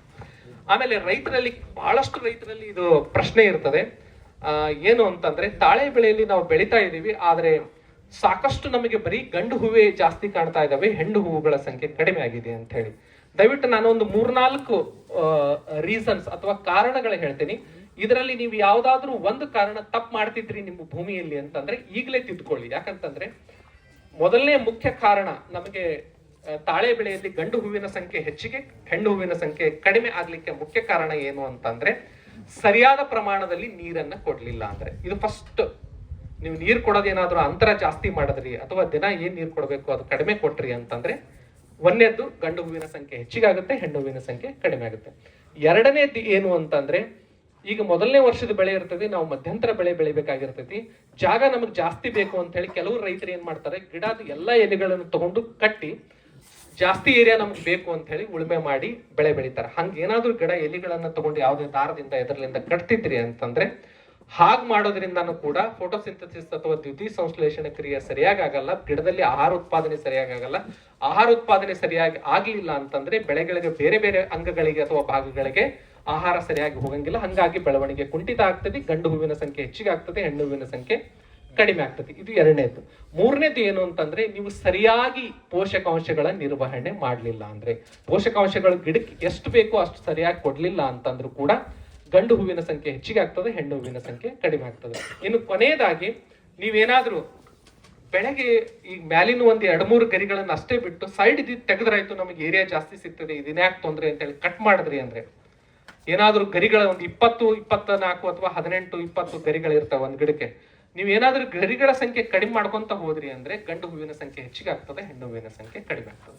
ಇವನು ದಯವಿಟ್ಟು ನೆನಪಿನಲ್ಲಿ ಇಟ್ಕೊಡ್ರಿ. ಎಲ್ಲಾ ರೈತ ಬಾಂಧವರು ಭಾರತದ ಎಲ್ಲಿ ಬೆಳಿತಾ ಇದೀವಿ ಅಂದ್ರೆ ಆಂಧ್ರ ಪ್ರದೇಶದಲ್ಲಿ ಸಾಕಷ್ಟು, ಇದು ಆಂಧ್ರ ಪ್ರದೇಶ ಮತ್ತು ತೆಲಂಗಾಣದಲ್ಲಿ, ನಮ್ಮ ಭಾರತದಲ್ಲಿ ಅತಿ ಹೆಚ್ಚು ತಾಳೆ ಬೆಳೆ ಬೆಳೀತಕ್ಕಂತ ಪ್ರದೇಶ ಯಾವುದು ಅಂದ್ರೆ ಆಂಧ್ರ ಪ್ರದೇಶ ಮತ್ತು ತೆಲಂಗಾಣ. ಅಲ್ಲಿ ಸಾಕಷ್ಟು ನಮಗೆ ಕಾರ್ಖಾನೆಗಳಿದಾವೆ, ಸಾಕಷ್ಟು ಏರಿಯಾ ಆಗಿದೆ. ಆಲ್ಮೋಸ್ಟ್ ಅರ್ಧದಷ್ಟು ನಾವು ಭಾರತದಲ್ಲಿ ಏನ್ ಬೆಳಿತಾ ಇದೀವಿ ಅರ್ಧದಷ್ಟು ಅಥವಾ ಅರ್ಧಕ್ಕಿಂತ ಹೆಚ್ಚಿಗೆ ನಮಗೆ ನೆರೆ ರಾಜ್ಯದ ಆದ್ರ ಆಂಧ್ರ ಪ್ರದೇಶ ಮತ್ತು ತೆಲಂಗಾಣದವರು ಬೆಳಿತಾ ಇದ್ದಾರೆ. ಹಾಗಂತ ಹೇಳಿ ನಾವೇನ್ ಕಡಿಮೆ ಇಲ್ಲ. ನಾನು ನಿಮಗೆ ಉದಾಹರಣೆ ಕೊಡ್ತೀನಿ. ನಮ್ಮ ಭಾರತದಲ್ಲಿ ಅತಿ ಹೆಚ್ಚು ಇಳುವರಿ ತಗೊಂಡು, ಪ್ರಶಸ್ತಿ ತಗೊಂಡು ಅಥವಾ ಆ ಸಾಧನೆ ಮಾಡಿದಂತ ರೈತರು ಎಲ್ಲಿಯವರು ಅಂತಂದ್ರೆ ಕರ್ನಾಟಕದವರು. ಯಾಕಂದ್ರೆ ನಾನು ಈ 2 ಬಹಳ ಪ್ರಮುಖವಾದಂತ ಉದಾಹರಣೆ ಕೊಡ್ತೀನಿ. ನಾನು ಜಿಲ್ಲಾ ಮಟ್ಟದಲ್ಲಿ ಹೇಳ್ತಾ ಇಲ್ಲ, ದೇಶ ಮಟ್ಟದಲ್ಲಿ ಅಥವಾ ರಾಷ್ಟ್ರ ಮಟ್ಟದಲ್ಲಿ ಒಬ್ರು ನಮ್ಮ ಇಲ್ಲೇ ನೆರೆ ಜಿಲ್ಲೆಯಾದ ಬೆಳಗಾವಿ ಜಿಲ್ಲೆಯ ಪುರುಷೋತ್ತಮ ನಾಡಗೌಡ ಅನ್ನುವಂತ ರೈತರು 3ನೇ ವರ್ಷಕ್ಕೆ ಅವರು 28 ಟನ್ ಇಳುವರಿ ಪಡೆದಂತ ರೈತರು. ಒಂದು ಕಡೆಗೆ 28 ಟನ್ ಜಸ್ಟ್ ಫಸ್ಟ್ ಇಯರ್ ಶುರು ಆದಾಗೆ. ಅವ್ರು ನೀವು ತೋಟಕ್ಕೆ ಯಾರಾದ್ರೂ ಹೋಗಿ ನೋಡಬಹುದು. ಅವರಲ್ಲಿ ನಿಮಗೆ 4 ವರ್ಷದ ಬೆಳೆ ಇದೆ, 8 ವರ್ಷದ ಬೆಳೆ ಇದೆ, 15 ವರ್ಷದ ಬೆಳೆ ಇದೆ. ಅದರ ಅರ್ಥ ಏನಂತಂದ್ರೆ ಮೊದಲು ಏನ್ ತಗೊಂಡಿದ್ರಲ್ಲ ಅವ್ರು ಹೆಚ್ಚಿಗೆ ಮಾಡ್ಕೊಂತಾನೆ ಹೋಗ್ತಾ ಇದ್ದಾರೆ ಏರಿಯಾ. ಅಂದ್ರೆ ಆ ಒಂದು ಬೆಳೆಯಲ್ಲಿ ಅವರು ಲಾಭ ಪಡಿತಾ ಇದ್ದಾರೆ, ಸರಿಯಾದ ಪ್ರಮಾಣದಲ್ಲಿ ಅದನ್ನು ವ್ಯವಸ್ಥೆ ಮಾಡ್ತಾ ಇದ್ದಾರೆ. 28 ಟನ್ ಮೊದಲನೇ ವರ್ಷ ಅಂದ್ರೆ 3ನೇ ವರ್ಷಕ್ಕೆ ಮೊದಲನೇ ಬೆಳೆಗೆ ಇಳುವರಿ ತಗೊಂಡು ರಾಜ್ಯ ಮಟ್ಟದಲ್ಲಿ ಅತಿ ಹೆಚ್ಚು ತಾಳೆ ಉತ್ಪಾದನೆ ಮಾಡಿದಂತ ರೈತ ಅಂತ ಹೇಳಿ ಪುರುಷೋತ್ತಮ ನಾಡಗೌಡವರು ಬೆಳಗಾವಿದವರು ತಗೊಂಡ್ರು. ಇನ್ನೂ ಒಂದು ಉದಾಹರಣೆ ಅಂದ್ರೆ ಅಡಲ್ಟ್ ಗಾರ್ಡನ್, ಎತ್ತರವಾದ ಅಥವಾ ದೊಡ್ಡ ಮರದಲ್ಲಿ ಅಂದ್ರೆ ಒಂದು 20 ವರ್ಷ 22 ವರ್ಷ ಆದಂತಹ ತೋಟದಲ್ಲಿ ಒಬ್ಬ ರೈತ ಮಹಿಳೆ ಮೈಸೂರಿನವರು ಸುಮಾ ಕುಮಾರ್ ಅನ್ನುವಂತ ರೈತ ಮಹಿಳೆ ಸತತವಾಗಿ 5 ವರ್ಷ 50 ಮೆಟ್ರಿಕ್ ಟನ್ ಅಷ್ಟು 50 ಟನ್ಕಿನ ಹೆಚ್ಚಿಗೆ ಇಳುವರಿ 1 ಹೆಕ್ಟರ್ ಪ್ರದೇಶದಲ್ಲಿ ಅಂದ್ರೆ 2.5 ಎಕರೆದಲ್ಲಿ 50ರಿಂದ 55 ಟನ್ನಿನಷ್ಟು ಸತತವಾಗಿ 5 ವರ್ಷ ಇಳುವರಿ ತಗೊಂಡು ರಾಷ್ಟ್ರ ಮಟ್ಟದಲ್ಲಿ ಪ್ರಪ್ರಥಮವಾಗಿ 5 ವರ್ಷದ ಕಂಟಿನ್ಯೂಸ್ ಆಗಿ ಹೈಯೆಸ್ಟ್ ಈಲ್ಡ್ ಕೊಟ್ಟಿದ್ದಕ್ಕೆ ಅವರಿಗೂ ಕೂಡ ಅವಾರ್ಡ್ ಅಥವಾ ಪ್ರಶಸ್ತಿ ತರ್ತೀವಿ. ಹೌದು ಸರ್, ನಾಡಗೌಡರದ 28 ಟನ್, ಅದು ಮೊದಲನೇ 3ನೇ ವರ್ಷಕ್ಕೆ ಪ್ರಥಮ ಇಳುವರಿ ಕಟಾವಿಗೆ. ಸೊ ಇವೆರಡೂ ನಮಗೆ ನಿದರ್ಶನ ಇದೆ ಅಂದ್ರೆ ನಾವೇನ್ ಕಡಿಮೆ ಅಂದ್ರೆ ಏನ್ ಸ್ವಲ್ಪ ಮಾಡಬೇಕು, ವೈಜ್ಞಾನಿಕವಾಗಿ ಕೆಲವೊಂದು ಏನ್ ನಾವು ಬದಲಾವಣೆ ಮಾಡ್ಕೋಬೇಕು, ನಮ್ಮ ಪ್ರದೇಶದಲ್ಲಿ ಅಳವಡಿಸ್ಕೋಬೇಕು ಅಂತ ನಾವು ಸ್ವಲ್ಪ ಗೊತ್ತು ಮಾಡ್ಕೊಂಡಿವಿ ಅಂದ್ರೆ ಇದರಲ್ಲಿ ನಾವು ಜಾಸ್ತಿ ಕಷ್ಟಪಡೋದು ಏನಿಲ್ಲ. ನಾನು ಮೊದಲಿನಿಂದ ಹೇಳ್ತಾ ಬಂದೀನಿ, ಈಗೂ ಹೇಳ್ತಾ ಇದ್ದೀನಿ, ನೀರು ಮತ್ತು ಪೋಷಕಾಂಶಗಳ ನಿರ್ವಹಣೆ ಸರಿಯಾಗಿ ಮಾಡಿ ಸ್ವಲ್ಪ ಮ್ಯಾನೇಜ್ಮೆಂಟ್ ಮಾಡಿದ್ರಿ ಅಂತಂದ್ರೆ ಈ ಬೆಳೆಯಲ್ಲಿ ಅತಿ ಹೆಚ್ಚು ನಿಮಗೆ ಅದನ್ನ ನೋಡ್ಕೊಳ್ರಿ ಅಂತಾನು ಈ ಬೆಳೆ ಹೇಳಂಗಿಲ್ಲ. ಅತಿ ಹೆಚ್ಚು ನಾವು ಜಾಗರೂಕತೆ ವಹಿಸಬೇಕು, ಜವಾಬ್ದಾರಿ ತಗೋಬೇಕು ಅನ್ನೋದನ್ನು ಇಲ್ಲ. ಬಹಳ ಕಡಿಮೆ ಆಳುಗಳ ಸಂಖ್ಯೆ ರಿಕ್ವೈರ್ಮೆಂಟ್ ಬೇಕು. ಹೀಗೆ ಮಾಡೋದ್ರಿಂದ ಏನಾಗುತ್ತೆ, ಇದ್ರ ನಂತರ ನಮಗೆ ಕಳೆ ನಿರ್ವಹಣೆಯಲ್ಲಿ ನಾವು ಕಳೆನಾಶಕವನ್ನು ಉಪಯೋಗಿಸಬಹುದು, ಅಥವಾ ಅದಕ್ಕಿಂತ ಪೂರ್ವದಲ್ಲಿ ನಾನು ಹೇಳ್ತೀನಿ ಹೊದಿಕೆಯನ್ನು ಮಾಡ್ಕೊಂಡ್ರಿ ಅಥವಾ ಮಲ್ಚ್ ಹಾಕೊಂಡ್ರಿ ಅಂತಂದ್ರೆ ಕಳೆಗಳು ಜಾಸ್ತಿ ಬರೋದೇ ಇಲ್ಲ. ಈಗೇನಿಲ್ಲ, ನಮಗ್ ಗರಿಗಳ ಒಣಗಿದ ಗರಿಗಳು ಏನಾದ್ರು ಇದ್ದು ಅಂದ್ರೆ ಅದನ್ನ ಕಟ್ ಮಾಡಿ ಅಲ್ಲೇ ಹಾಕೋದು, ಅಥವಾ ನೀವು ಇಲ್ಲಿ ಗೊಂಜಾಳ ಬೆಳಿಬಹುದು ಅಥವಾ ಇನ್ನಿತರ ಬೆಳೆಗಳನ್ನು ಬೆಳೆದಿದ್ದನ್ನ ಕಟ್ ಮಾಡಿ ಅದು ಸ್ಪಾತಿಗೆ ಹಾಕೊಂಡ್ರಿ ಅಂತಂದ್ರೆ ಕಸ ಬರಂಗಿಲ್ಲ, ಹಾಗೂ ನೀರನ್ನು ಕೂಡ ಆವಿಯಾಗಿ ಹೋಗದಂಗೆ ಅಲ್ಲೇನೆ ಹಿಡಿದಿಟ್ಕೊಳ್ತದೆ, ಕನ್ಸರ್ವೇಶನ್ ಆಗುತ್ತೆ ಮಾಯಿಶ್ಚರ್. ಹಾಗೆಲ್ಲ ಮಾಡೋದ್ರಿಂದ ಸಾಕಷ್ಟು ನಮಗೆ. ಆಮೇಲೆ ಇನ್ನೊಂದು ಏನು ಅಂತಂದ್ರೆ ಭೂಮಿಯಲ್ಲಿ ಸೂಕ್ಷ್ಮಾಣು ಜೀವಿಗಳಿರ್ತವೆ, ಮೈಕ್ರೋ ಆರ್ಗ್ಯಾನಿಸಮ್ಸ್ ಅಂತೀವಿ ನಾವು. ಅದಕ್ಕೆ ನಿಮಗೆ ಹೆಚ್ಚು ಏನಾದ್ರೂ ಭೂಮಿಯ ಉಷ್ಣಾಂಶ ಆಯ್ತು ಅಂತಂದ್ರೆ ಮೈಕ್ರೋ ಆರ್ಗ್ಯಾನಿಸಮ್ಸ್ ಅಥವಾ ಸೂಕ್ಷ್ಮಾಣು ಜೀವಿಗಳ ಸಂಖ್ಯೆ ಏನಾಗುತ್ತೆ, ಕಡಿಮೆ ಹಾಕೊಂತ ಹೋಗ್ತದೆ, ಕುಂಠಿತ ಹಾಕೊಂತ ಹೋಗ್ತದೆ. ಯಾವಾಗ ನಿಮಗೂ ಭೂಮಿಯ ಟೆಂಪರೇಚರ್ ಅನ್ನ ಈ ಹೊದಿಕೆ ಅನ್ನೋದು ಏನಿದೆಯಲ್ಲ ಮಲ್ಚ್ ಹಾಕದಿವಿ ಅಂತಂದ್ರೆ ಭೂಮಿಯ ಟೆಂಪರೇಚರ್ ಅನ್ನ ಸರಿಯಾದ ಪ್ರಮಾಣದಲ್ಲಿ ಮೇಂಟೈನ್ ಆಗುತ್ತೆ. ಹಾಗೆ ಮಾಡೋದ್ರಿಂದ ಏನಾಗುತ್ತೆ, ಸೂಕ್ಷ್ಮಾಣು ಜೀವಿಗಳ ಸಂಖ್ಯೆ ಸರಿಯಾದ ಪ್ರಮಾಣದಲ್ಲಿ ಭೂಮಿಯಲ್ಲಿ ಉಳಿತಾ ಹೋಗುತ್ತೆ. ಹಾಗೆ ನಾವು ಕಳೆ ನಿಯಂತ್ರಣಕ್ಕೆ ನಾವು ಮಲ್ಚ್ ಅಥವಾ ಹೊದಿಕೆ ಇರಬಹುದು ಅಥವಾ ಇನ್ನಿತರ ಹಸಿರೆಲೆ ಗೊಬ್ಬರನ್ನು ಕೂಡ ಹಾಕಿ ಅಲ್ಲೇ ಕಟಾವು ಮಾಡಿ ಅಲ್ಲೇನೆ ಕೊಡಬಹುದು. ಒಂದು ವೇಳೆ ನಿಮಗೆ ಆಗ್ಲಿಲ್ಲ, ನಿಮ್ಮ ಕಳೆಗಳು ಬಂದು ಅಂತಂದಾಗ ನಾವು ಗ್ಲೈಫೋಸೆಟ್ ಅಂತ ನಿಮಗೆಲ್ಲರಿಗೂ ಗೊತ್ತಿರಬಹುದು, ರೌಂಡ್ ಅಪ್ ಅಂತ ಏನಂತೀವಲ್ಲ, ಅದು ಒಂದು 8 ರಿಂದ 10 ml ಪ್ರತಿ ಲೀಟರ್ ನೀರಿನಲ್ಲಿ ಹಾಕಿ ನಾವು ಸಿಂಪರಣೆ ಮಾಡಬೇಕಾಗುತ್ತೆ. ಹಾಗೆ ಮಾಡಿದಾಗ ನಮ್ಮ ಕಳೆಗಳು ಏನಿರ್ತಾವಲ್ಲ ಅದು ಒಣಗಿ ಹೋಗ್ತವೆ. ಅದಕ್ಕಿಂತ ಪೂರ್ವದಲ್ಲಿ ನಾವೆಲ್ಲ ಮಲ್ಚ್ ಹಾಕಿದ್ರೆ ನಮ್ಗೆ ಈ ತೊಂದರೆನೇ ಬರಂಗಿಲ್ಲ, ನೀರನ್ನು ಶೇಖರಣೆ ಆಗ್ತದೆ, ಕಳೆಗಳು ಬರಂಗಿಲ್ಲ. ಅಕಸ್ಮಾತ್ ನಿಮ್ದು ಇತ್ತು ಅಂತಂದ್ರೂ ಕೂಡ ಯಾಕೆ ಇದನ್ನ ಹೇಳ್ತಾ ಇದ್ದೀನಿ ಅಂದ್ರೆ ನೀವು ಉಳುಮೆ ಮಾಡಿ ನೀವು ಕಳೆಯನ್ನ ತೆಗಿಬೇಡಿ, ಯಾಕಂದ್ರೆ ಬೇರುಗಳ ಮೇಲೆ ಇರ್ತಾವ, ಬೇರೆ ಹರಿದು ಹೋಗ್ತಾವ. ಆ ಒಂದು ಕಾರಣದಿಂದ ನಾನು ಕಳೆನಾಶಕವನ್ನು ಇಲ್ಲಿ ನಾನು ರೆಕಮೆಂಡ್ ಮಾಡ್ತಾ ಇದ್ದೇನೆ. ಬೇಡ ಸರ್, ಹಂಗಾಗಲ್ಲ.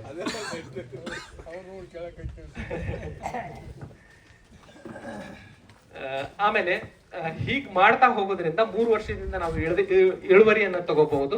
ನಾವು ಇಳುವರಿ ತಗೊಳ್ಳುವಾಗ ಏನಾಗುತ್ತೆ, ಹಣ್ಣುಗಳು ಗಂಡು ಮತ್ತು ಹೆಣ್ಣು ಹೊಂಬಾಳೆಗಳು ಬರ್ತಾ ಹೋಗ್ತಾವಲ್ಲ, ಆ ಹಣ್ಣುಗಳು ಮೊದಲು ಏನಿರ್ತದಲ್ಲ ನೇರಳೆ ಕಲರ್ ಇರ್ತಾವ, ಕಪ್ಪು ನೇರಳೆ ಕಲರ್ ಇರ್ತದೆ. ಅವು ನಿಧಾನವಾಗಿ ಕೇಸರಿ ಮತ್ತು ಕೆಂಪು ಕಲರ್ಗೆ ಟರ್ನ್ ಹಾಕೊಂತ ಹೋಗ್ತಾವು. ಆವಾಗ ನಾವು ಅಥವಾ ಗಿಡದಿಂದ ಹಣ್ಣಿನಿಂದ 1-2-3 ಕಾಯಿಗಳು ಉದುರ್ತಾ ಹೋಗ್ತಾವು. ನಾವು ಉಗುರಿನಿಂದ ಹಿಂಗ್ ಚುಚ್ಚಿದಾಗ ಅಲ್ಲಿ ಎಣ್ಣೆ ಬರ್ತದೆ, ಆ ಹಣ್ಣಿಗೆ ಎಣ್ಣೆ ಬರ್ತದೆ. ಅದು ಏನ್ ಇಂಡಿಕೇಟ್ ಮಾಡುತ್ತೆ ಅಂದ್ರೆ ಕಟಾವಿಗೆ ಇದು ರೆಡಿ ಆಗ್ಯದ ಅಂತ ಹೇಳಿ ತೋರಿಸ್ತಾ ಹೋಗ್ತದೆ. ಯಾವಾಗ ನಮಗೆ 3F ಆಯಿಲ್ ಪಾಮ್ ಕಂಪನಿಯವರು ಏನಿದೆ ಅಲ್ಲ ಕಟಾವು ಮಾಡ್ರಿ ಅಂತಂದ್ರೆ ಅಂತ ಹಣ್ಣುಗಳನ್ನ ಅಷ್ಟೇ ಕಟಾವು ಮಾಡಬೇಕು. ಗಿಡದಲ್ಲಿರ್ತಕ್ಕಂಥ ಎಲ್ಲಾ ಹಣ್ಣುಗಳನ್ನ ಕಟಾವು ಮಾಡೋದಲ್ಲ. ಯಾವ ಕಪ್ಪು ಅಥವಾ ನೇರಳೆ ಕಲರ್ ಇಂದ ಕೇಸರಿ ಅಥವಾ ರೆಡ್ ಕಲರ್, ಕೆಂಪು ಕಲರ್ಗೆ ಟರ್ನ್ ಆಗಿರ್ತಾವಲ್ಲ ಅಂತ ಹಣ್ಣುಗಳನ್ನು ಕಟಾವು ಮಾಡಿ ಇಟ್ಟಾಗ ಆ ಕಂಪನಿಯವರು ಬಂದು ಒಂದು ಪಾಯಿಂಟ್ಗೆ ತಗೊಂಡು ಹೋಗ್ತಾರೆ, ನಿಮಗೆ ಚೀಟಿ ಕೊಡ್ತಾರೆ. ಪ್ರತಿ ತಿಂಗಳಿಗೂ ಕೂಡ ನಿಮ್ಮ ಅಕೌಂಟಿಗೆ ಹಣ ಬಂದು ಸೇರುತ್ತೆ. ಇದು ಮಾರುಕಟ್ಟೆ ವ್ಯವಸ್ಥೆ ಇದೆ, ಬೈಬ್ಯಾಕ್ ಇದೆ, ನಿಮ್ಮಲ್ಲಿ ಅಗ್ರಿಮೆಂಟ್ ಆಗಿರುತ್ತೆ. ಇದೆಲ್ಲ ಸರಿಯಾದ ಪ್ರಮಾಣದಲ್ಲಿ ಕರ್ನಾಟಕ ಸರ್ಕಾರ, ತೋಟಗಾರಿಕೆ ಇಲಾಖೆ ಹಾಗೂ ಭಾರತ ಸರ್ಕಾರ ಈ ಕಾರ್ಯಕ್ರಮವನ್ನು ನಮ್ಮ ದೇಶದಲ್ಲಿ ನಡೆಸಿಕೊಡ್ತಾ ಇದೆ.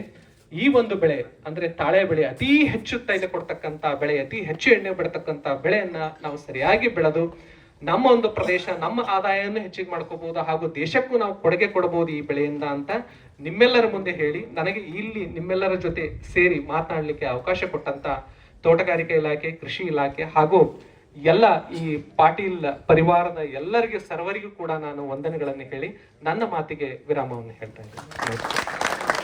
ಯಾರಾದ್ರೂ ಏನಾದ್ರೂ ತೊಂದರೆಗಳಿದ್ರೆ ದಯವಿಟ್ಟು ತಾವು ಕೇಳಬಹುದು. ಹಾಗೂ ಅದು ಏನಾಗುತ್ತೆ, ಮಾರುಕಟ್ಟೆದು ಪ್ರೈಸ್ ಪ್ರತಿ ತಿಂಗಳು ಅಥವಾ 2 ತಿಂಗಳಿಗೊಮ್ಮೆ ನಿಮ್ಮ ಪ್ರತಿ ತಿಂಗಳಿಗೆ ರೈತರಲ್ಲಿ ನಮ್ಮ ಕರ್ನಾಟಕ ರಾಜ್ಯದ ಈ ತಾಳೆ ಬೆಳೆ ರೈತ ಸಂಘದಿಂದ ಒಬ್ರು ಹೋಗಿರ್ತಾರೆ, ಹಾಗೂ ಕೃಷಿ ತೋಟಗಾರಿಕೆ ಇಲಾಖೆಯಿಂದ ಇರ್ತಾರೆ, ಹಾಗೂ ಕಂಪನಿಯಿಂದ ಇರ್ತಾರೆ. ನಮ್ಮ ಅಂತಾರಾಷ್ಟ್ರೀಯ ಮಾರುಕಟ್ಟೆಯಲ್ಲಿ ಏನು ಅದರದ ರೇಟ್ ಇದಾಗ್ತಿರ್ತದಲ್ಲ ಆ ಒಂದು ಆ ಒಂದು ಬೇಸನ್ನ ಇಟ್ಕೊಂಡು ರೇಟ್ ಅನ್ನು ಫಿಕ್ಸ್ ಮಾಡ್ತಾರೆ. ಈಗ ಒಂದು 14,000 ಅಥವಾ 13,700 ಅಥವಾ 13,500 ಒಂದು ಟನ್ನಿಗೆ ಅಂತ ಫಿಕ್ಸ್ ಮಾಡೋದು ಅಂತ ಅನ್ಕೊಳ್ರಿ.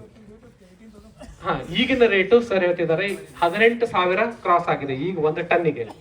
ಇದರಲ್ಲಿ ಆ ಕಂಪನಿಯಿಂದ ಎಷ್ಟು ದುಡ್ಡು ಅವ್ರು ಕೊಡ್ತಾರೆ ನಿಮ್ಮ ಅಕೌಂಟಿಗೆ ಬರ್ತದೆ. ಇದು ಅಲ್ಲದೆ ಈಗ 18,000 ಇದು ಇಷ್ಟು ಅಂತ ಅನೌನ್ಸ್ ಮಾಡ್ತಂದ್ರೆ ಗೌರ್ಮೆಂಟ್, ಕಂಪನಿಯಿಂದ ನಿಮಗೆ 15,000 ಕೊಟ್ರೆ ಅಂದ್ರೆ ಉಳಿದಿದ್ದ 3,000 ಏನಿದೆಯಲ್ಲ ನಮಗೆ ಸರ್ಕಾರದಿಂದ ನಿಮ್ಮ ಒಂದು ಖಾತೆಗೆ ವರ್ಷಕ್ಕೆ ಏನಾಗುತ್ತಲ್ಲ ಆ ಅಮೌಂಟ್ ಡೆಪಾಸಿಟ್ ಆಗುತ್ತೆ. ಅದರ ಅರ್ಥ ಏನು ಅಂದ್ರೆ ಒಂದು ಟನ್ನಿಗೆ ನಿಮಗೆ 18,000 ಏನ್ ರೇಟ್ ಫಿಕ್ಸ್ ಮಾಡಿರ್ತಾರಲ್ಲ ಅದೇ ರೇಟ್ ನಿಮಗೆ ಸಿಗ್ತಾ ಹೋಗ್ತದೆ. ಸೊ ಈ ಒಂದು ಮಾರುಕಟ್ಟೆ ವ್ಯವಸ್ಥೆ ಅಥವಾ ಬೆಲೆ ಅಥವಾ ಪ್ರೈಸ್ ನಿಗದಿಪಡಿಸತಕ್ಕಂತ ಇಲ್ಲಿ ಸಿಸ್ಟಮ್ ಏನಿದೆಯಲ್ಲ ತಾಳೆ ಬೆಳೆಯಲ್ಲಿ ಇದೆ. ಅಲ್ಲ ಇದು ಇದು ಇದು ಏನ್ ಬರುತ್ತಲ್ರಿ ಅದು ಒಂದು ಸರ್